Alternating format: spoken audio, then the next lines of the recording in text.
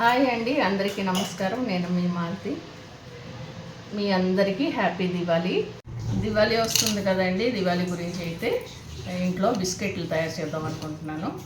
అది కూడా గోధుమ పిండితో చాలా బాగుంటాయి. గోధుమ పిండితో ఎలా బిస్కెట్లు చేస్తానో ఆ రెసిపీ అయితే మీతో షేర్ చేసుకుంటున్నానండి. ఫస్ట్ ఒక గిన్నె తీసుకోవాలండి. తీసుకొని ఇలా 2 కప్పులు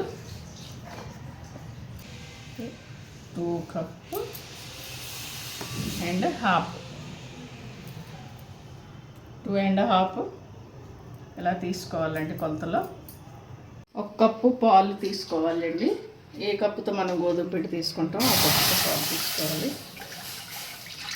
పాలు వేడైపోయిన తర్వాత ఆ కప్పులోనే పంచదార కూడా వేస్తాము.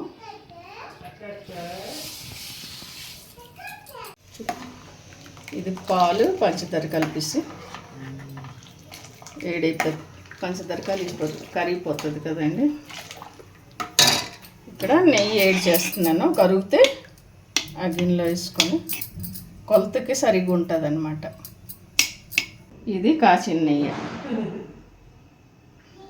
పూర్తిగా ఒక బౌల్ వేసేయాలన్నమాట. ఒకసారి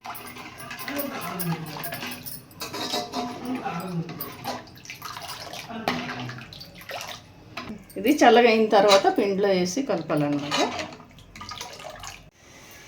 ఒక చిటికెడు ఇలాచీ పౌడర్ కూడా వేసుకోవాలి. చల్లగా అయిపోయిందండి. ఇప్పుడు కొద్దిగా దీనిలో పోసుకొని కలుపుతూ ఉండాలన్నమాట. మనం పిండికి ఇలా కలుపుతూ ఉండాలి.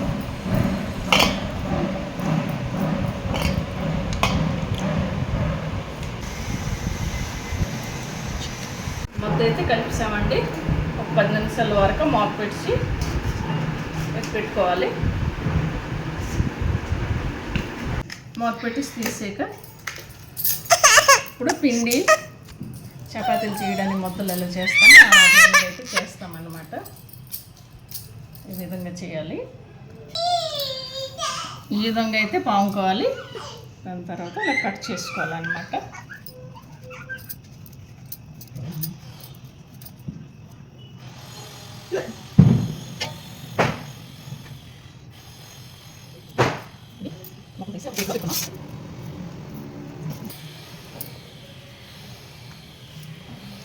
ఆయిల్ వేడవాలి.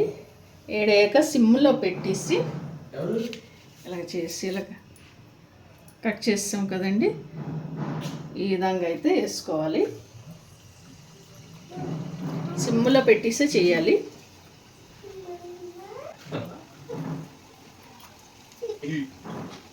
ఈ విధంగా సిమ్లో పెట్టేసి చేయాలి. గోల్డెన్ బ్రౌన్ వచ్చిన వరకు.